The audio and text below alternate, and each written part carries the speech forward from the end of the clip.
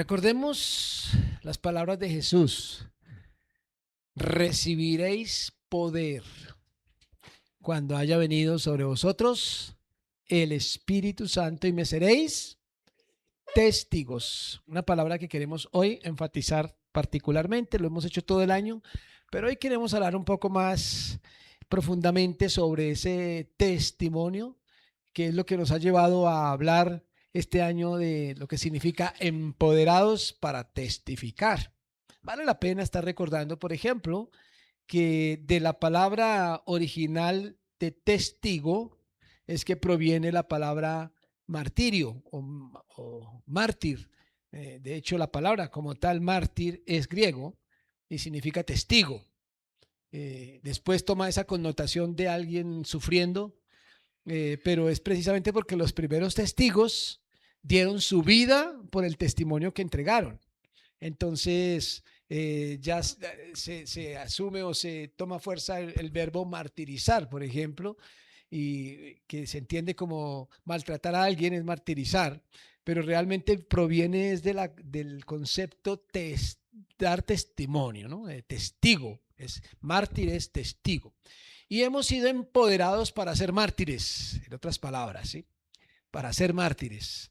El llamado de la iglesia, el llamado del creyente es a ser mártir, no a tener prosperidad, sino a ser mártir, es decir, testigo. Y en ese recorrido estamos actualmente en el segundo viaje misionero de Pablo, ¿no? Estamos en esa fase que hoy vamos a mirar capítulo 18, versículos 1 al 23. En el contexto de este segundo viaje, recordemos, como dice aquí este mapita, que Pablo salió acompañado de Antioquía por Silas. Y en el camino, dice aquí que más o menos en el año 50 después de Cristo hizo esta partida, y en el camino se unió Timoteo. Esa historia la vimos cuando Timoteo, este joven, se añade al viaje de Pablo y que Pablo lo circuncidó para no tener, digamos, escándalo entre los judíos en Listra. Y luego también se unió Lucas, que es el que nos está narrando toda la historia, el escritor de Hechos, se unió allí en Troas. Y dice aquí, después de 18 meses en Corinto, vamos a leer eso hoy, Pablo volvió a Antioquía en el año 53 después de Cristo. Es decir, que este viaje duró 3 años. Hoy vamos a ver la última fase de ese viaje. Estos versículos que abordamos hoy, del 1 al 23 del capítulo 8, hacen referencia al último tramo, digamos, de la llegada incluso vamos a hacer conexión con el inicio del tercer viaje. Así que vamos a ir mirando lo que acontece y vamos a darnos cuenta que hay situaciones repetitivas, porque todo el viaje, la tarea de Pablo era la misma. Entonces, cada vez que llega a cada lugar es a lo mismo, y aquí vamos a tener más de eso mismo. Pero en medio de eso nos vamos encontrando con detallitos importantes, particularmente hoy, como les decía, con respecto al testimonio. Testimonio del que somos responsables todos. Esto es lo que quiero enfatizar hoy. No es el testimonio una tarea de ciertos misioneros que se dedican a la tarea, digamos, de tiempo completo. Nosotros conocemos esos conceptos de misionero, de evangelista, de pastor o de pronto de maestro, que se dedicaron al ministerio, y a veces uno en la fe cristiana se sienta a escuchar lo que estas personas dedicadas de tiempo completo a la obra le enseñan a uno. Y a veces perdemos un poquito de vista que no es una tarea de unos cuantos. El Espíritu Santo no vino sobre algunos de la iglesia o sobre los líderes de la iglesia, sobre los iniciados o sobre las autoridades. No, el Espíritu Santo llegó sobre toda la iglesia y empoderó a cada persona a tal punto que en algún momento Pablo dice y compara a la iglesia con un cuerpo y dice que en ese cuerpo todos somos miembros y todos tenemos una función. Así que no hay lugar a pensar que como creyente yo estoy aquí digamos, en la barca, pero que no tengo ninguna tarea. No, el testimonio, y por eso es que quiero destacar la palabra, es porque de pronto si uno habla de predicar o de evangelizar, como que ve la tarea como muy grande, pero estamos hablando de testimonio, es decir, hablar acerca de lo que Cristo ha hecho en nuestras vidas. Miremos lo que nos dice esta historia, que como les decía, repite algunas cosas, pero vamos a destacar particularmente este asunto del testimonio. El versículo 1 comienza diciendo, después de estas cosas, y esos comienzos siempre son conexión con lo anterior, porque esta es una historia continuada. Por eso es tan interesante leer el libro completo, porque todo está conectado. Así que decir después de estas cosas lo hace pensar a uno cuáles cosas. Pues lo que leímos en el anterior capítulo. ¿Recuerdan dónde dejamos a Pablo en el anterior capítulo? En Atenas. Es decir, vimos a Pablo en el contexto de esa ciudad que dijimos que era la cuna de la cultura griega, de la filosofía griega, del pensamiento y de la cultura inclusive occidental. Así que allá quedó y ya recordamos que fue donde lo llevaron al Areópago y él dio testimonio, enseñó, los confrontó contra la idolatría, finalmente se burlaron algunos de él salió del Areópago y unos poquitos se convirtieron, particularmente una mujer llamada Dámaris y el areopagita, es decir, el encargado del Areópago, que se llamaba, muy bien, Dionisio. Entonces allí quedamos y por eso dice Lucas aquí, después de estas cosas, dice, Pablo salió de Atenas y fue a Corinto. Bueno, aquí lo tenemos en el mapa para que lo veamos detenidamente allá, Atenas a Corinto. Noten que el recorrido no es muy largo, ¿verdad? De Atenas a Corinto, es decir, el mismo sector de Grecia, pero de una ciudad supremamente importante en términos de cultura, llega a una ciudad supremamente importante en términos de comercio, en términos de, yo diría que hasta de turismo. Corinto era una ciudad muy importante donde había mucho movimiento, era muy central, se conoce más como una metrópoli, ¿no? Una ciudad bastante grande e importante del momento. Allí llega entonces Pablo saliendo de Atenas. Entonces, en ese contexto es la historia de hoy. Y nos dice entonces, vamos a mirar, yo voy a destacar algunos versículos aquí, pero los versículos 2 al 4, permítanme leerlos aquí en la versión Reina Valera de la Biblia. Dice el versículo 2, y halló a un judío llamado Aquila, natural del Ponto, recién venido de Italia con Priscila, su mujer, por cuanto Claudio había mandado que todos los judíos saliesen de Roma, fue a ellos. A veces cuando uno lee este texto narrativo y ve tantos nombres, a veces cansa, algunos pronto se preguntan, ¿y eso para qué tantos nombres?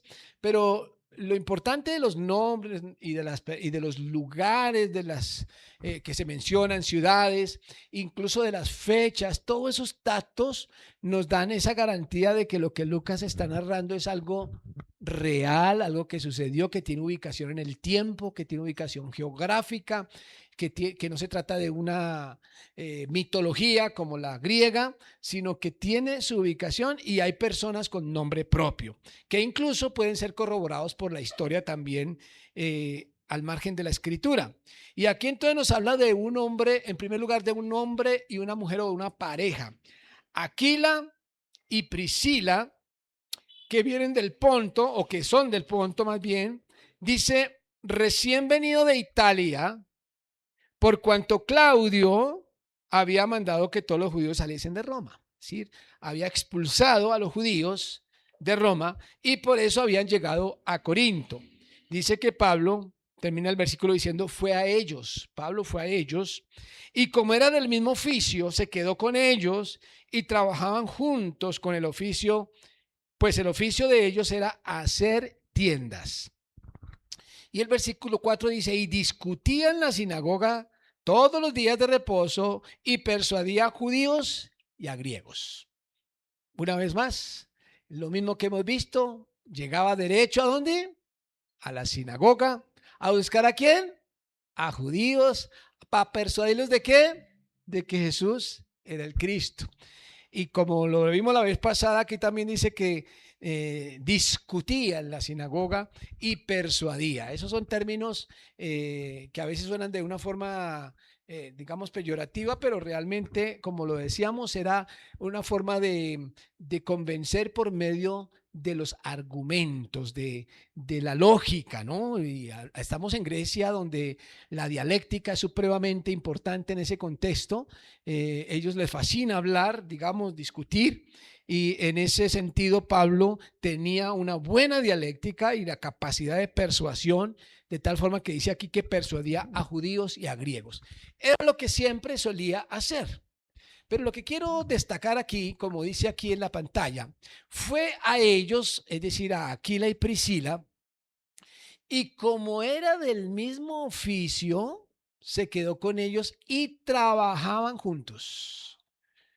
¿Y cuál era ese oficio? Hacer tiendas. Es decir, que allí en Corinto, Pablo encontró colegas del mismo oficio. Yo no sé qué viene a su mente cuando escucha hablar de Pablo, del apóstol Pablo. Noten que le conocemos inclusive con el título Apóstol Pablo y así se presenta en sus cartas. Pero seguramente la imagen de Pablo es la imagen precisamente del gran misionero que podríamos decir no solamente grande, sino primero. El primer gran misionero de la historia del cristianismo. Recordemos que cuando los discípulos, los 12, inician su recorrido como iglesia, empiezan en Jerusalén. Ya comenzamos en los primeros capítulos del libro en Jerusalén, pero el primero que sale es Pablo. Y cuando hablamos de los viajes misioneros de Pablo y él arranca, los discípulos están en Jerusalén. Recuerden que él tiene que inclusive ir a Jerusalén para discutir el tema de la situación que se presentó en la iglesia de Antioquía. Así que los discípulos no habían salido. Él es el primero. Y empieza estos recorridos que todo el libro de Hechos nos narran, 4 viajes misioneros. Así que Pablo es conocido como el gran misionero. Pero eso no fue todo. En medio de sus viajes, él empieza a escribir las cartas que le envía a las iglesias. Así que esas cartas quedaron consignadas en el Nuevo Testamento y cuando nosotros abrimos el Nuevo Testamento nos encontramos en primer lugar con los 4 evangelios y digamos que el cuarto evangelio, que es Lucas, está dividido en 2 tomos porque Hechos es segunda de Lucas, segundo parte del tomo, el segundo tomo de la escritura de Lucas, pero después de eso empezamos a encontrar todas esas cartas de Pablo y prácticamente la doctrina cristiana, el evangelio de Jesucristo narrado en los evangelios, Pablo lo explica en las cartas y nos permite entender mejor el evangelio gracias a la doctrina que él escribió inspirado por el Espíritu Santo. Así que Pablo, además de ser gran misionero, se convierte en el gran escritor del Nuevo Testamento. El autor, gracias, de la gran mayoría del Nuevo Testamento. Y por lo tanto, la doctrina está fundamentada en esas cartas, la doctrina cristiana. Así que tiene muchas ocupaciones, muchas tareas, y lo que menos se le ocurre a uno era que era fabricante de tiendas. Era su profesión, fabricante de tiendas. Es muy interesante porque Pablo, en esas cartas que escribió, uno de los tantos consejos que él da a la iglesia, a las iglesias que les escribe, es que la iglesia debe sostener a sus líderes, a sus misioneros, a sus pastores, y él es el que menciona la famosa frase, el obrero es digno de su salario. Y entonces anima a la iglesia a que vea por las personas que están a cargo del rebaño. Y sin embargo, él, que es el primero de todos, no recibe ningún salario. Al contrario, él con sus propias manos, como lo dice en alguno de sus testimonios, se ocupa de sus cosas, de sus necesidades, a tal punto que a veces hasta ayuda a otros o a la iglesia misma. Él no carga a la iglesia.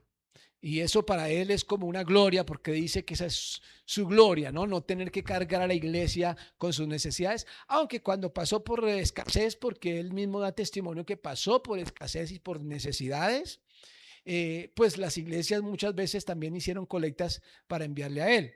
Así que vemos ese cuidado hacia él, pero él era fabricante de tiendas, esa era su profesión.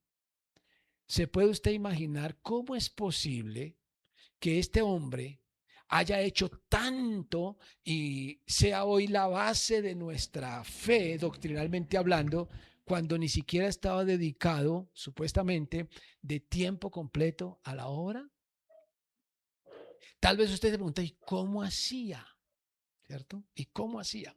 Pero esto nos lleva a afirmar lo siguiente.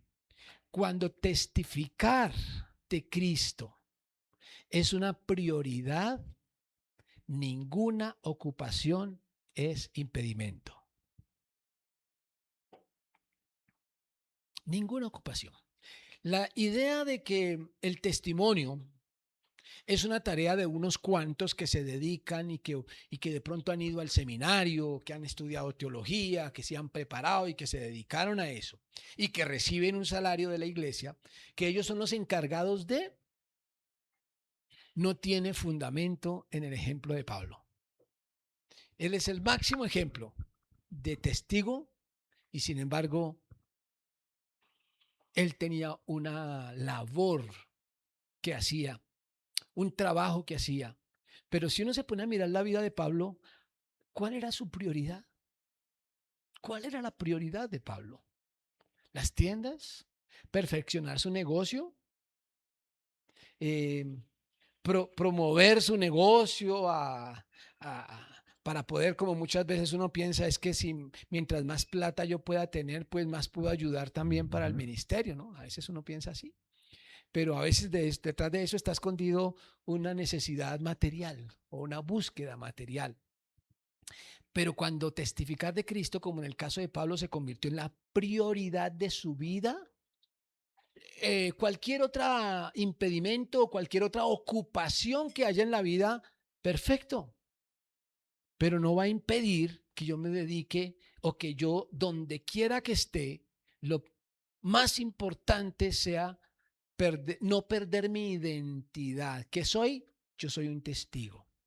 Y yo quiero decirle a usted en esta mañana, a usted como creyente, como hijo de Dios, usted no es un ingeniero, usted no es un estudiante, usted no es un empleado, usted no es un médico, usted no es un abogado, usted no es un doctor, usted es un testigo de Jesucristo.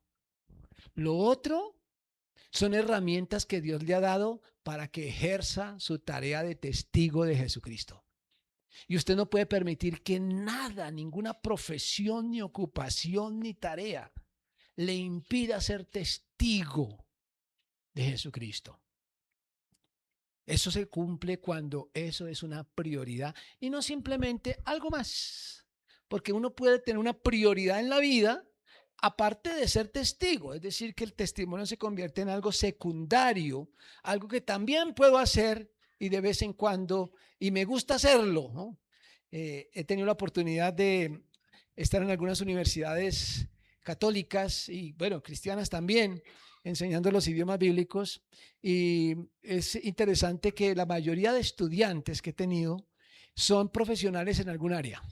Ya son profesionales y tienen su empresa o tienen su ocupación, pero uno encuentra muchos estudiantes que van allí porque quieren como, inclusive ya en edades avanzadas, quieren como añadirle algo a su conocimiento y como que quieren dedicarle algo a la fe y entonces van a aprender algo de teología o de Biblia. Y uno encuentra personas que ya tienen sus ocupaciones, pero es difícil encontrar jóvenes que dicen, yo quiero dedicarme a servirle al Señor. Es más difícil, ¿no? Primero, y así suele suceder muchas veces con los padres, cuando los padres tienen un hijo que de pronto dice, yo quiero servir al Señor, yo quiero prepararme. Sí, mi hijo, pero primero estudia alguna carrera, porque es que primero tiene que asegurar la papita, ¿sí? Hay otras prioridades, entonces eso es secundario, eso es como una especie de hobby para el tiempo libre, cuando testificar de Cristo es una prioridad. Ninguna ocupación interfiere. Pablo es el gran ejemplo. Versículos 5 al 8 dice lo siguiente. Y cuando Silas y Timoteo vinieron de Macedonia, como usted ha estado aquí todo este tiempo, entonces puedo aprovechar para hacer un quiz. ¿De dónde venían Silas y Timoteo? No me va a decir que de Macedonia porque ahí dice, ¿cierto? Exactamente de dónde venían Silas y Timoteo. ¿De dónde? ¿Cómo? Muy bien, de Berea. Recuerden, no, de Berea. Recuerden que en días anteriores vimos que Pablo llegó a Tesalónica. En Tesalónica fue donde unos poquitos se convirtieron, pero la mayoría rechazaron a Pablo y ellos salieron para Berea y hay un contraste donde Berea sí muchos recibieron y eran donde eran estudiosos de las escrituras, recuerden ustedes, pero allí Pablo siguió hacia Atenas, pero Timoteo y Silas se quedaron en Berea enseñando. Y les dejó instrucción de que los esperaba más adelante en el camino. Bueno, aquí se cumplió la instrucción. En Corinto, Silas y Timoteo alcanzaron a Pablo. Y dice que cuando Silas y Timoteo vinieron de Macedonia, Pablo estaba entregado, noten bien, por entero a la predicación de la palabra, testificando a los judíos que Jesús era el Cristo. Por entero. Y el versículo anterior nos acaba de decir que se juntó con Aquila y Priscila en la fabricación de tiendas, a trabajar en la fabricación de tiendas. Esto evidencia a qué era lo que él verdaderamente se dedicaba a pesar de tener su trabajo. Pero oponiéndose, dice el versículo 6, oponiéndose y blasfemando estos, es decir, los judíos, les dijo, sacudiendo los vestidos, vuestra sangre sea sobre vuestra propia cabeza. Yo limpio, desde ahora me iré a los gentiles. Es decir, se repitió la historia que ya habíamos visto por allá en el capítulo 13, en Antioquía de Pisidia, donde a Pablo también lo rechazaron los judíos y él dijo, bueno, si ustedes no se consideran dignos de la vida eterna, pues yo voy a predicar a los gentiles. Aquí pasa lo mismo en Corinto, como empiezan a blasfemar y a hablar en su contra. Entonces él, de una forma muy interesante, porque toma una acción física, dice, sacudiéndose los vestidos, ¿no? De acuerdo a las costumbres, eso debía tener algún significado. Jesús inclusive en alguna ocasión dijo, sacudiendo el polvo de vuestros pies, ¿no? Aquí él se sacude los vestidos y dice, bueno, vuestra sangre sea sobre vuestra propia cabeza. Un dicho que puede ser entendido de muchas formas, pero en resumidas cuentas lo que está diciendo es, yo no tengo la culpa de lo que pase con ustedes, de su vida o de su muerte, porque yo cumplí. Yo estoy limpio de la sangre de ustedes. Es una forma de decir, yo cumplí con mi labor, ustedes verán. ¿Mm? Y es una evidencia de que definitivamente creer o no creer es una decisión personal. A nadie podemos obligar a creer. A nadie podemos manipular para que crea. La fe tiene que ser una decisión personal. No solo, y esto lo he mencionado varias veces, pero me gusta enfatizar, porque no podemos caer ni en manipular a la gente, ni en enojarnos con el que no crea, ni siquiera si es un hijo, si es el cónyuge, que a veces queremos obligarle a creer, ¿no? A los niños se les enseña la palabra, pero siempre que puedan entender que se hace con amor y que un día tienen que tomar una decisión personal. Y Pablo aquí, si ustedes no quieren, bueno, entonces yo me voy donde los gentiles. Y saliendo de allí se fue a la casa de uno llamado Justo, temeroso de Dios, la cual estaba junto a la sinagoga. Eh, Cuando dice temeroso de Dios es como una muestra de que no es un judío, ¿cierto? Es justo seguramente era romano, pero como algunos no judíos eran creyentes en la fe judía, en el Dios de los judíos, y era por eso temeroso de Dios.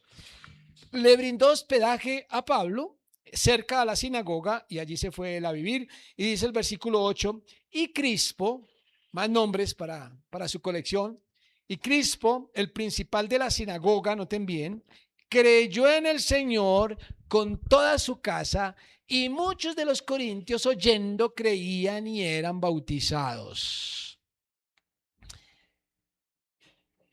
Crispo, el principal de la sinagoga, muy interesante porque en Atenas, donde lo dejamos la semana pasada, uno de los que creyó era el Areopagita. ¿Recuerdan ustedes? El encargado del Areópago había creído.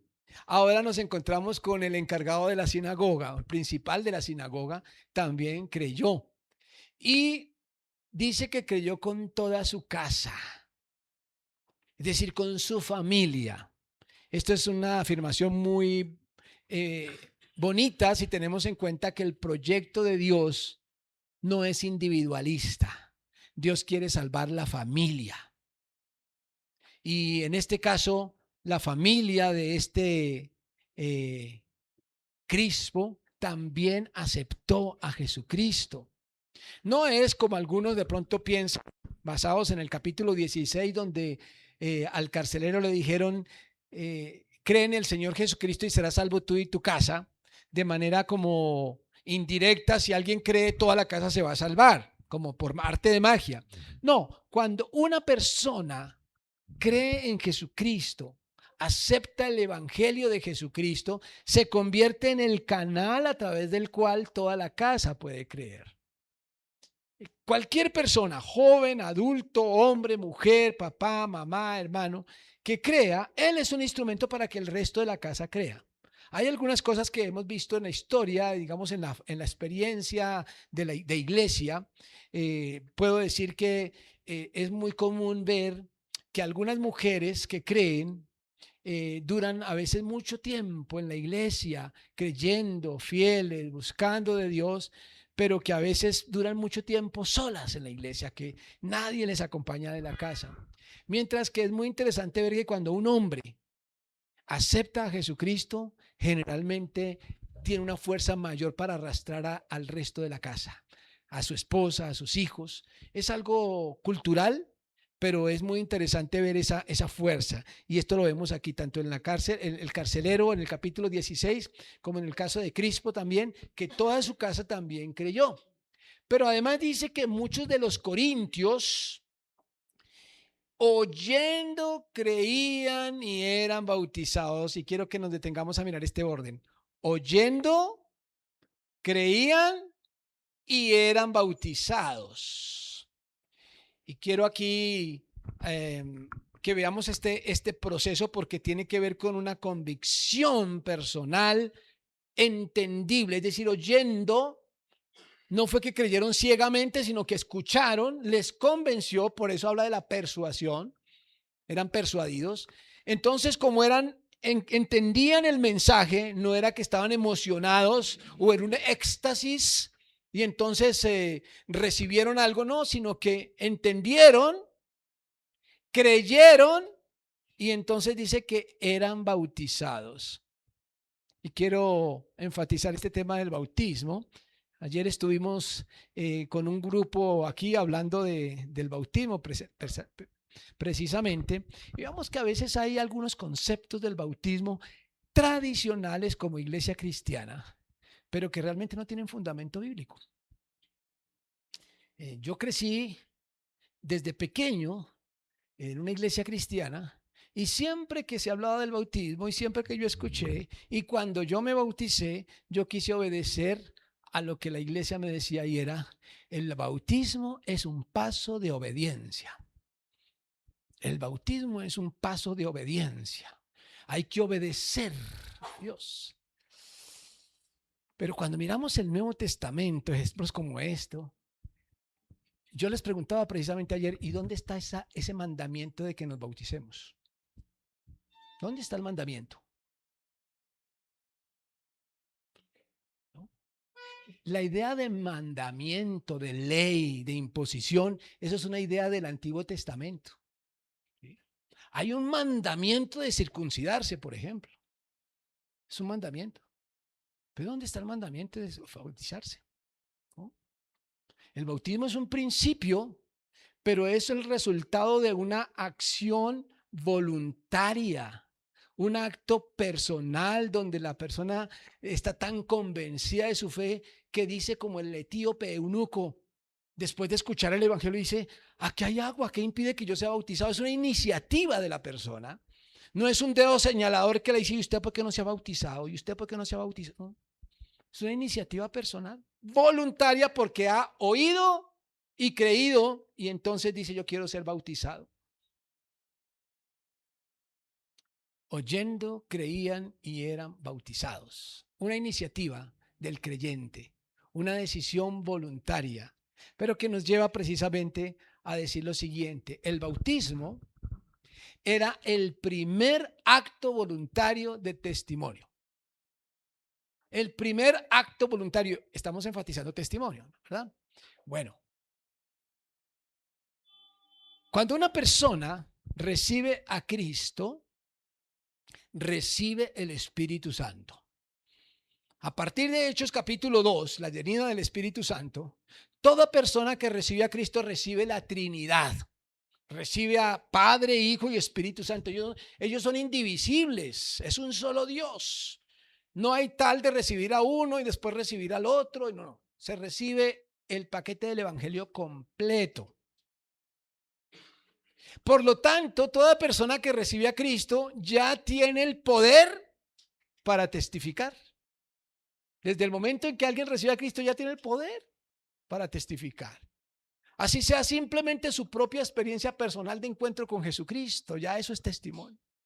Y dentro de ese camino de testimonio, por supuesto, mientras más tú conozcas la palabra, más tienes para testificar. Pero hay un acto que es muy sencillo y que es el primero porque no tienes que hablar nada. Y es el bautismo. Porque con el bautismo, que era uno de los elementos que veíamos ayer, el bautismo es una representación simbólica. Cuando una persona baja a las aguas bautismales, ya ha sido bautizado espiritualmente, primero. Ese bautismo en el Nuevo Testamento se conoce como bautizados en Cristo.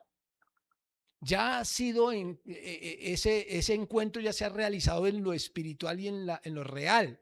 En las aguas bautismales lo que yo estoy haciendo es representándolo. Estoy diciéndole con mi cuerpo al mundo que yo he muerto para el pecado y he resucitado para vida nueva. Pero eso es un símbolo. Por lo tanto, como símbolo es el primer testimonio. Así como la Santa Cena también es un testimonio. Por eso Jesús dijo, háganlo en memoria de mí. También es un símbolo para dar testimonio. Así que el bautismo es el primer acto voluntario de testimonio. Es un acto voluntario y una respuesta de fe. ¿Había un comentario sobre el mandamiento de...? Sí, sí. ¿Cuál?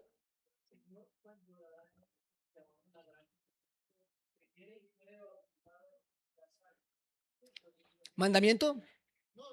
Ok. Ah, estás corroborando lo que estoy diciendo.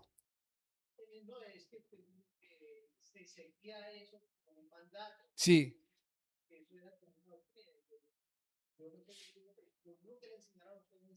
Correcto, sí. Ah, sí. Sí. Pero ahí no hay ningún mandato, ¿cierto? Ahí sí hay un mandato. El mandato es hacer discípulos. Ese es el mandato. a ser discípulos. Y los discípulos, como vemos aquí, eran bautizados. Pero el mandato no es bautizar, ¿no? Es que la idea de mandato proviene, y esto es lo que enfatizábamos ayer, en el Antiguo Testamento hay ritos. En el Antiguo Testamento hay ritos.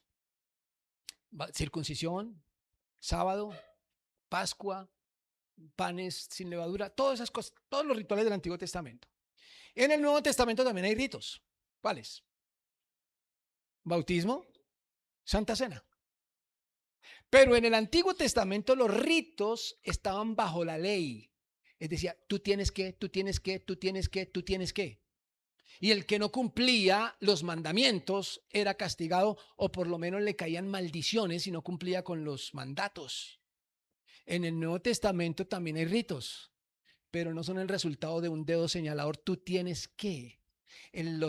Los rituales del Nuevo Testamento están bajo la gracia, no bajo la ley. Es una respuesta natural. Por eso es que hay gente que se asusta con el tema del diezmo, porque dice es que es un mandato, es un impuesto. No, señor. Sí es nuevo testamentario el diezmo. Algunos dicen que no, que eso es del antiguo. No, en el antiguo era una ley. En el nuevo no es una ley.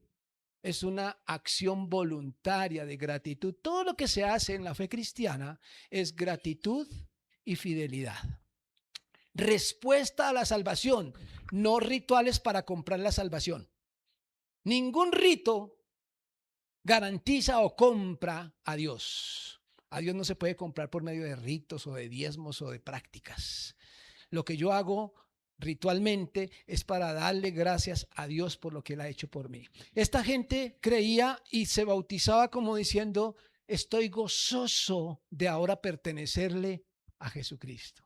Eran bautizados. Sigamos leyendo versículos 9 al 11 dice, entonces el Señor dijo a Pablo en visión de noche, no temas, sino habla y no calles, porque yo estoy contigo y ninguno pondrá sobre ti la mano para hacerte mal, porque yo tengo mucho pueblo en esta ciudad. Y se detuvo allí 1 año y 6 meses enseñándoles la palabra de Dios. ¿Noten esta experiencia tan hermosa de Pablo? A las que nos ha acostumbrado ya desde el momento en que se convirtió, fue porque el Señor se le apareció, recuerden, en el camino, cuando él iba persiguiendo la iglesia y el Señor se le apareció y le habló, ¿no? Aquí el Señor se le aparece en visión de noche. ¿A cuánto les gustaría que el Señor se les aparezca de noche en visión?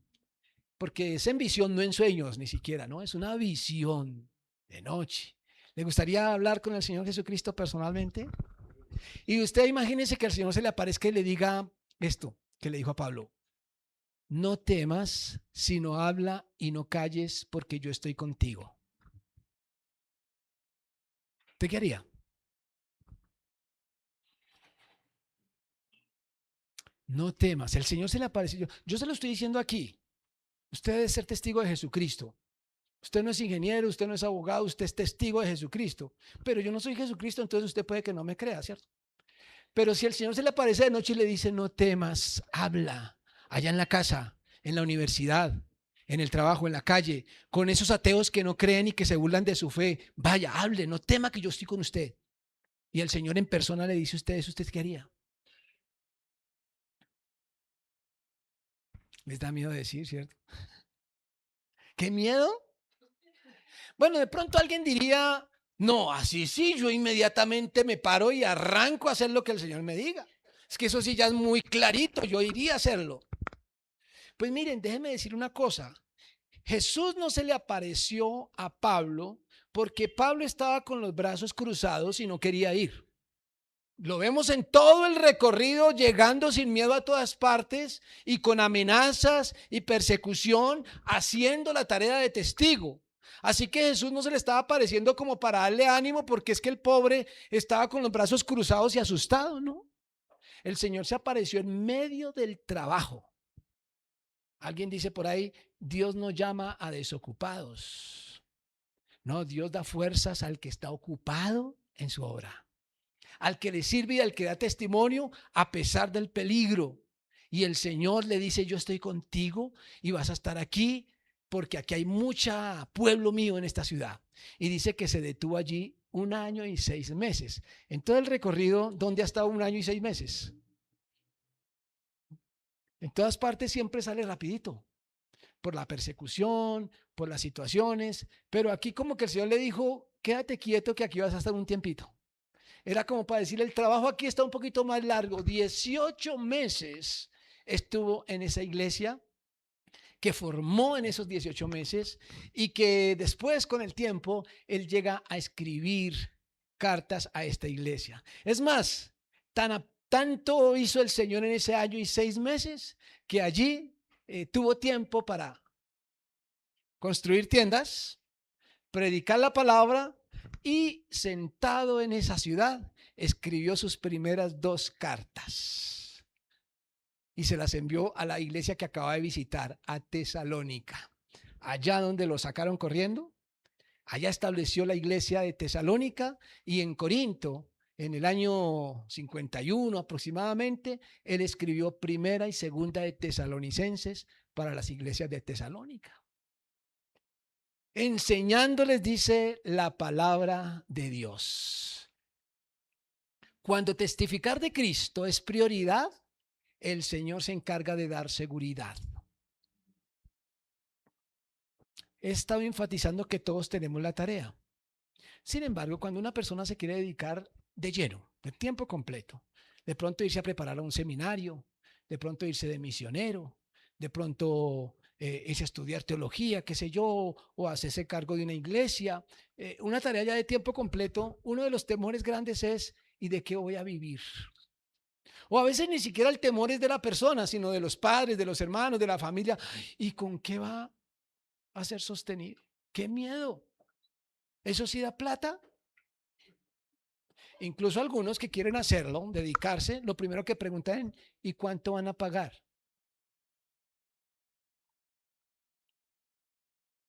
Hay algunos que escogen ministerio de acuerdo al salario. Y cuando uno escoge de acuerdo al salario, deja de escuchar la voz de Dios.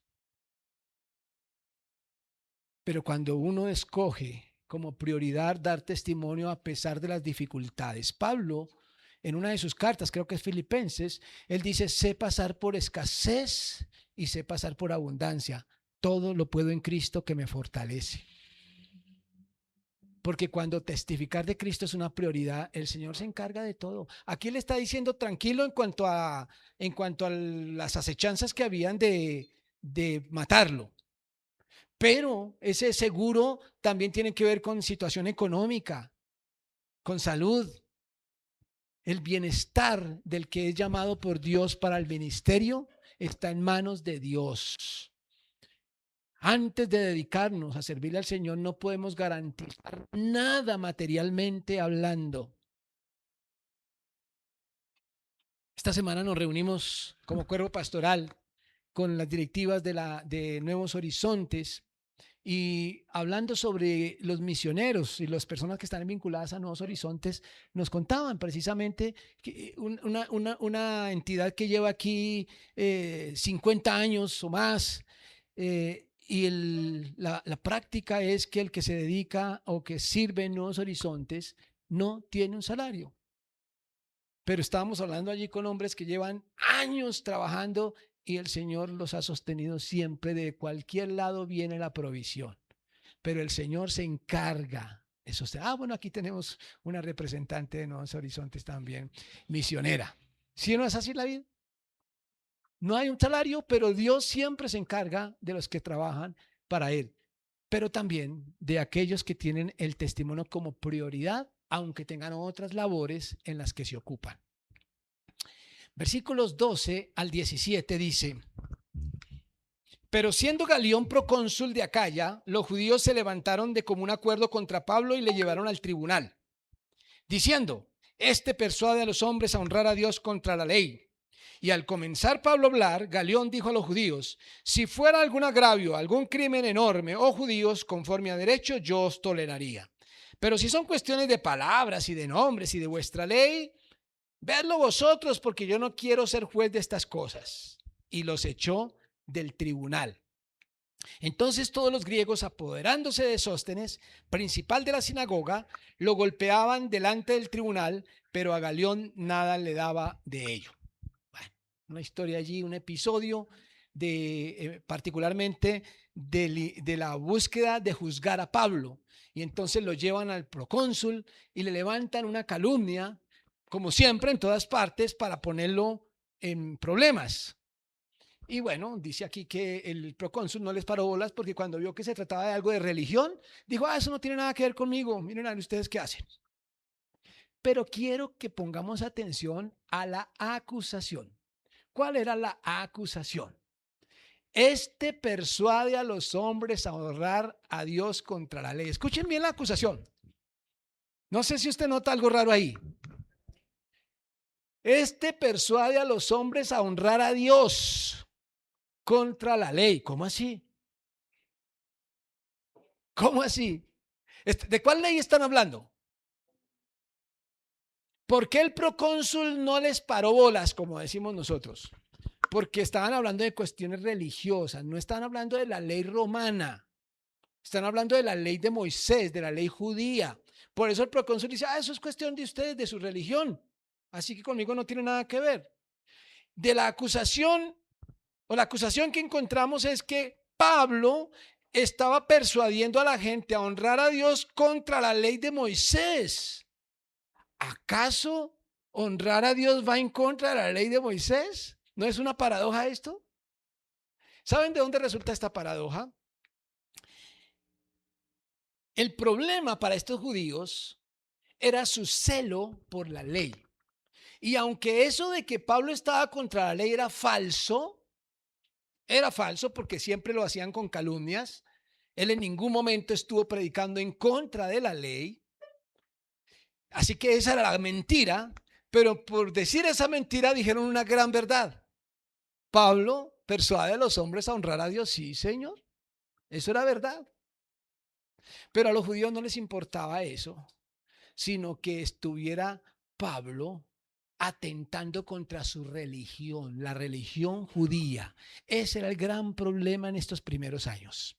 Por eso el tema de la circuncisión, del sábado, todo lo que tuviera que ver con la religión judía, no me la pueden tocar. No aceptaban a Jesús como el Cristo, pero ellos mantenían su celo por la ley. Pablo era judío, por eso la acusación. Honrar a Dios es el fin supremo, no la religión. Es lo que quiero que enfaticemos acá. Honrar a Dios es la prioridad de un hijo de Dios, no los rituales que haya que cumplir con la religión. La iglesia a veces, igual que los judíos, cae en la misma trampa. Usted tiene que, eso es prohibido, eso hay que hacerlo, eso no se puede hacer. Y los preceptos religiosos o dogmáticos se establecen y si tú no lo crees ciegamente como está en el dogma, entonces tú eres un cristiano de segunda categoría. Si de pronto tú te atreves a decir que, no sé, que el milenio es antes de la tribulación o cambias el orden de la escatología, ¡uy! No, eso no puede ser. Si tú crees que la salvación se pierde y el otro dice que no se pierde, empieza la discusión religiosa, que si se pierde, que no se pierde. Que si se puede bautizar o que si puede tomar la Santa Cena bautizado o no. No, qué pecado ese tomó la Santa Cena y no está bautizado. O el otro se casó y no se ha bautizado. Todos esos problemas de la religión que se tienen que hacer rectamente, a veces dejan a un lado honrar a Dios, porque es más importante cumplir con los preceptos de la ley. Y olvidamos que no estamos bajo la ley, sino bajo la gracia de Dios. Honrar a Dios es un fin, es el fin supremo, no la religión.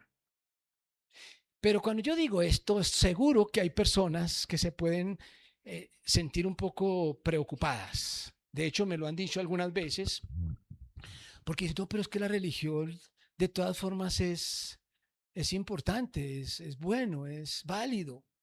Entonces algunos pueden sentir que estoy menospreciando o satanizando la religión. Y gracias a Dios, este texto termina de una forma que nos permite curarnos de esa interpretación. Mire cómo termina del 18 al 23.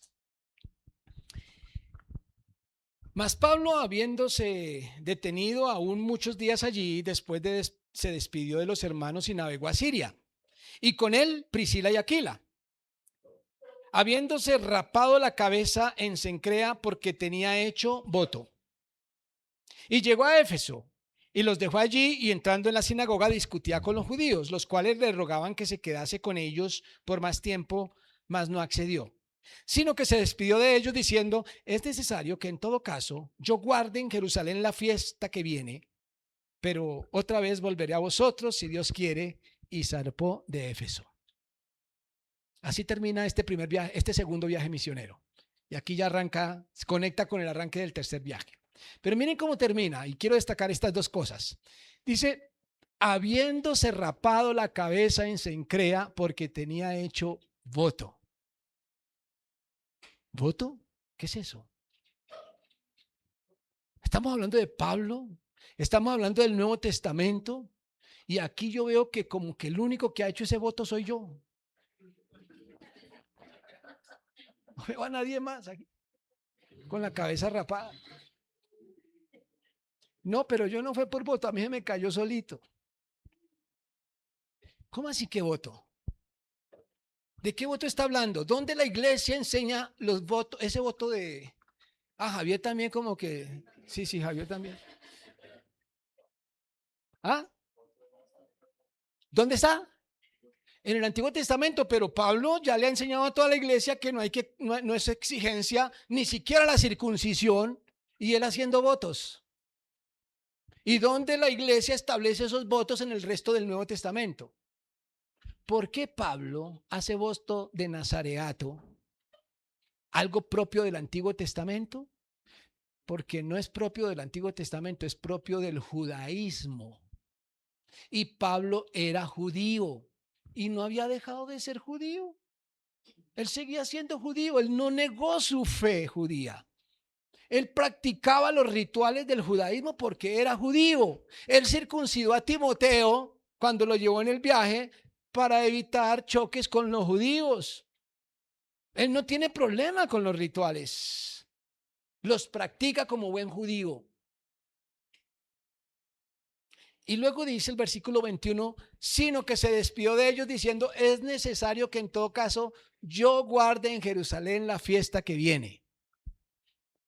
Cuando habla de la fiesta que viene, ¿de qué está hablando? No es del lunes festivo que sigue, ¿sí?, sino de una fiesta religiosa, una fiesta judía. Averigüe cuál. Pero lo cierto es que Pablo guardaba las fiestas judías y él quería ir a Jerusalén a celebrar la fiesta judía. Así que Pablo era religioso para su información. Así que la religión no es el problema. El problema es cuando la religión es más importante que honrar a Dios. Por eso Dios se queja diciendo: este pueblo de labios me honra, pero su corazón está lejos de mí. O lean el capítulo 58 de Isaías, cuando Dios dice: me molesta el ayuno que ustedes hacen. O Malaquías, cuando les dice a los sacerdotes: eso que ustedes ofrecen y todo esos sacrificios y todos esos rituales me dan asco, porque no es coherente con la vida que ustedes llevan. Ritos sin fe, sin fidelidad, sin devoción, sin honrar a Dios, sin tener relaciones sanas con los hermanos. Los ritos le dan asco a Dios. La incoherencia, la hipocresía. Por eso, mis hermanos, cuando digo que honrar a Dios es el fin máximo y no la religión, tampoco estoy satanizando la religión. Cuando testificar de Cristo es prioridad, la religiosidad tiene sentido. Vale todo lo que hagamos. Mientras más místico usted quiera ser, perfecto. Eso es ejercitarse para la piedad. Ejercitarse para la piedad se hace a través de lo religioso y está bien. Pero el problema es cuando usted cree que con eso va a tapar el pecado, o que va a ganar puntos con Dios, o que no tiene ninguna responsabilidad. Responsabilidad uno a dar testimonio de Jesucristo, y de esa forma se honra a Dios. Los judíos acusaron a Pablo de persuadir a la gente a honrar a Dios. ¿Y qué era lo que él estaba haciendo? Compartiendo el evangelio de Jesucristo. Usted honra a Dios cuando comparte su fe con otra persona. Permítame terminar entonces diciendo que no tememos con M, no tememos testificar porque Dios está con nosotros. Dios está con nosotros. El que tiene a Dios lo tiene todo. El que no tiene a Dios no tiene nada. Escuché a algunas personas esta semana, en medio de tanto dolor, ver sus casas, sus empresas destruidas, y se repetía mucho la frase: lo perdí todo. Lo perdí todo, pero estaba vivo. ¿Cómo se puede hablar de perder todo cuando uno está con vida? El que tiene a Cristo lo tiene todo, pero el que verdaderamente tiene a Cristo lo comparte. Podemos compartir el pan, podemos compartir mercados, podemos ayudar a nuestros hermanos colombianos que están necesitados en este momento. Pero si usted da cosas materiales y no comparte el pan espiritual y no comparte la fe en Jesucristo para vida eterna, estamos perdiendo la solidaridad más importante, la necesidad espiritual del ser humano. No temamos, Dios está con nosotros. Gracias te damos, Señor, por el ejemplo de Pablo en su búsqueda de que el mundo conozca a Dios. Quita, Señor, cualquier pensamiento que nos esté obstaculizando cumplir con nuestra tarea. Hoy queremos suplicarte, Señor, especialmente por las familias afectadas por este terremoto en Colombia. Pedirte, Señor, que tú seas supliendo, consolando, fortaleciendo, proveyendo, Señor, lo necesario para que estas personas se levanten de nuevo. Permite que lleguen ayudas a todos los rincones, no solamente a las grandes ciudades, Señor, sino en esos municipios donde hay caseríos lejanos, donde es difícil llegar. Señor, que el clamor de estas personas llegue a tus oídos y tú facilites la llegada de ayudas a estos lugares. Y permite, oh Dios, que tu iglesia, tus hijos, también sigan el ejemplo de Pablo, para que independientemente del trabajo y de las ocupaciones que tengamos, podamos compartir